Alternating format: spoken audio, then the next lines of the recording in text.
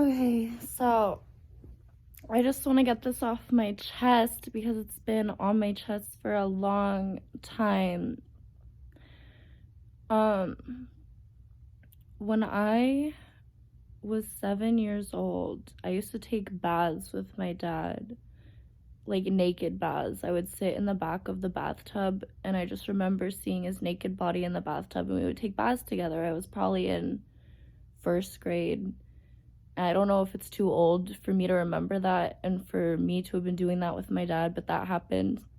Also, around that age, I was sleeping in bed with him, and we would cuddle, we would spoon, we would sleep in bed together pretty much every night. So, those are my earliest, weirdest memories with my dad. And then before that, in kindergarten, I was also sleeping in bed with him, of course. I didn't stop sleeping in bed with him until like second grade. But in kindergarten, I actually wet the bed. I had a bedwetting problem, and he threw me against the wall in the middle of the night. That's my first memory.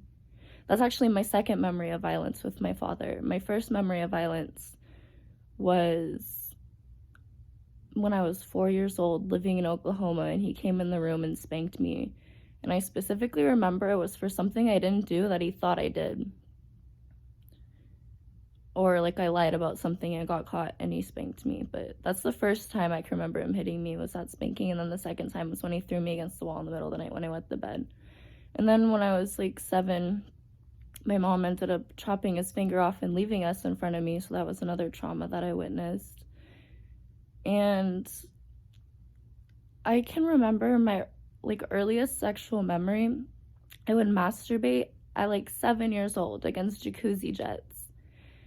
And I would go under my bath stream water too, and I would picture boys. I would always picture older brothers tying me down and forcibly putting a hose to my clit. Like, that was my fantasy. And I don't think, like, I'm no expert on mental health, but I don't think that that's normal for 7-year-olds to think those things and want those things and crave those things and even know about those things.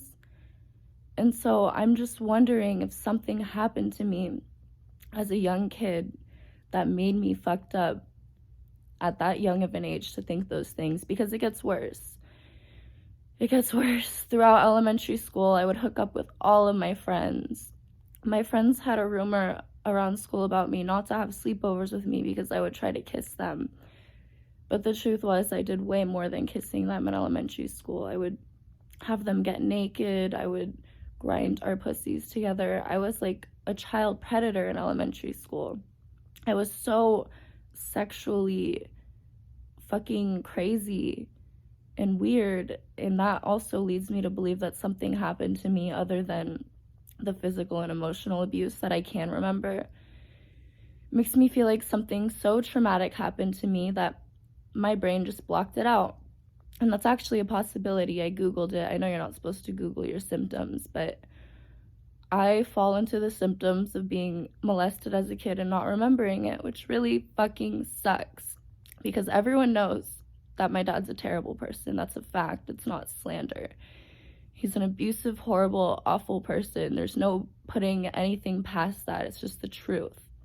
But I don't know if he's capable of doing something like that, and I just want to know. But I will never know, because I texted him and I asked him if anything happened to me as a kid. And he said no right away. And then he sent me a long paragraph about how I'm sick and need help and can't blame everyone for my problems. And he always sends me paragraphs like that when I confront him about something he actually did. So now when I just ask about something that could have happened and I didn't even bring his name up, and he responds the same guilty way that he does when I talk to him about something he did do, it just makes it worse. It makes me feel a lot more suspicious. And I need to finish my story, actually, because I didn't finish about being sexual in elementary school. I need to continue with where the fuck my sexuality went wrong in my life, because it gets worse and worse throughout the years. After elementary school was middle school, obviously. That's when I started like kissing boys and sending nudes. And then by high school, I was sending nudes all the time, and I was making out with guys, and I was sucking dick by freshman year. Like, just a lot of boys, a lot of hookups, constantly different guys. By the time I was 16, I was selling my nudes and making a profit off of it, which I know is illegal.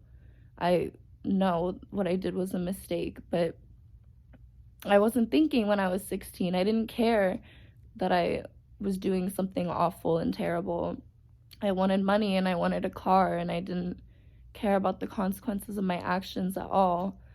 And then by the time I was 17, I was a literal escort. I literally fucking for money, like at 17 years old. And so I ended up getting kicked out of my aunt's house. I was living with my aunt at the time. I moved in with my ex. And when I was living with my ex, God bless his family and his soul, those poor people, I cheated on him a few times during the relationship. We had like 3 ways with other guys. We had other girls involved. I just have always been such a hypersexual person, but I think that's more normal, like in the later high school years, to do things like that. I don't think any of that is weird. But after me and my ex broke up, I became a stripper, and I loved it a little bit too much. Now I'm a porn star. I also love it a little too much. And that is where I'm at with my life. Thank you for listening to the story of my sexuality and my theory on what could have happened to me as a kid. I'm not saying anything did happen, I'm telling you exactly what I think. But yeah, let me know what you think. My cats are literally trying to break into my room right now. That's that sound at that door, in case you were wondering. But love you so much. Mwah.